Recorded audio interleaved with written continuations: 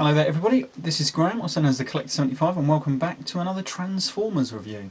For this review I am going to be doing Robotmasters, RM-25, Thundercracker and Skywalp. Now I think I've only ever done one Robotmasters review before, and I think that was the Reverse Convoy Rebirth Prime, or is it Rebirth Megatron Reverse Convoy, I can't remember now. But yeah, I think that was the only one. Now then, for those that don't know, Robotmasters was a Japanese series that came out at around the same time as the original US Universe series. It was like the Japanese equivalent of it. But instead of just basically just re-releasing a bunch of old figures as Universe, like I think they used the old RID Prowl and stuff as a Universe, I don't know, Ratchet and stuff like that. Instead of doing that, they can do all completely new moulds, and they would redo some classic figures. Most notably they did Star Saber, which I'm thinking of doing a review on as well. I've done a main Star Saber review, like my original 1987 or 88 toy, but I was thinking of doing the Robotmasters because it is actually very, very good. But yeah, they've done lots of other figures. The only one I don't actually have is Leo Convoy that they did, mainly because at the time I was getting sick of buying them and then seeing them very cheap, like about 3 months later, so I decided to wait, and then, as what happens usually when I do that, I never see them again, and when I do, they're double the price. So anyway, but this is Robotmasters. These are the last ones they produced, and as such, let me show you the box. It doesn't come in the traditional Robotmasters box. This is, I believe, the same box that came with the eHobby Black Perceptor. I believe they used the same box, but just put a little Robotmasters logo on the top there. It's quite a nice little set. It did come with one extra feature as well as the two figures. It did come with this, which is like a metal Decepticon pin badge. It's pretty good. Yeah, quite like that. It's a nice little feature. I don't know why it came with it, but it did. Right, let me show you the figures themselves, of course. These are about deluxe size. This is Skywalp. As you can see, he's an F-15 Strike Eagle. It's actually very good. The only problem I do have is they've slanted the nose. I don't know if you can see that, so it actually angles downwards instead of straight. I can't really understand why they did that, other than maybe to aid the transformation, because this does have a more faithful transformation than the actual Universe Optimus Prime, Universe Starscream mould and subsequent Seeker moulds than these guys. But at the same time, it does lose a little bit in articulation, unfortunately. Anyway, let's get the words out. Let's have a look at this figure. Actually, is very good. I do love the paint job, and this does look a very anime style. It doesn't have any sort of like paint jobs on the tail fins there, like Skywalp should do. But let's show. This is Thundercracker as well. These two do look really great next to each other. This is, of course, in a lighter blue, as you can see. No paint jobs on the tail fins there either. And no gimmicks, anything like the firing missiles that we see on the Universe, like Starscream mould and everything. I do have the Robotmasters Starscream. Unfortunately, it's at my mum's house and I forgot to get it for this review, so as a comparison, I don't think I've got any pictures, but other than that, obviously, it's just in Starscream colours, no difference.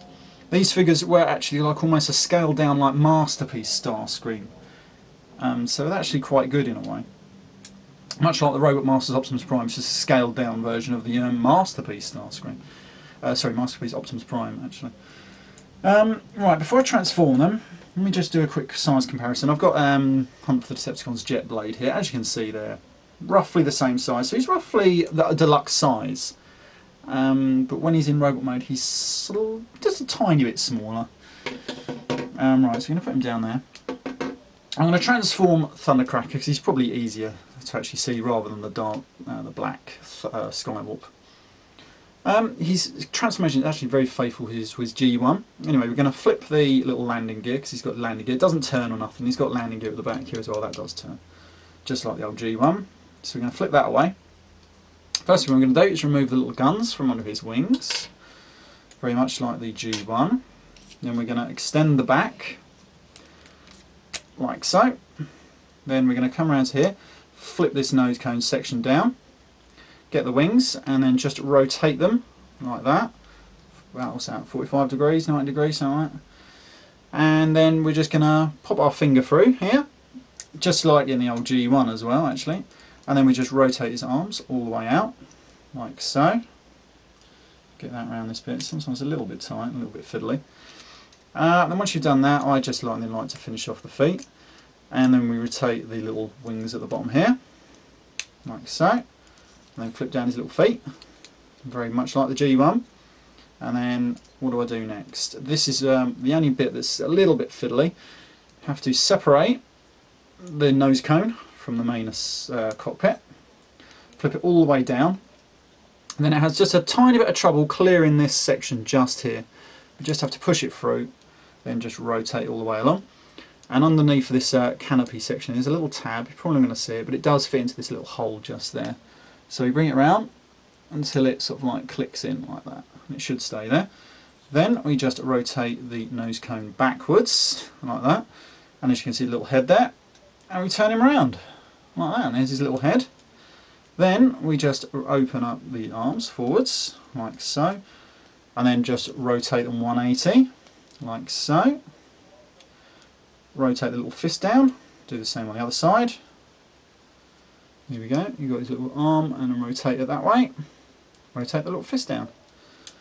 Put them sort of like flush, and then with these wings, much like the Universe version, we just rotate them up to the back like so, and then just split the legs, and then that's basically a Thundercracker. This does have a habit of being a bit loose at the front there, just depends how you get it.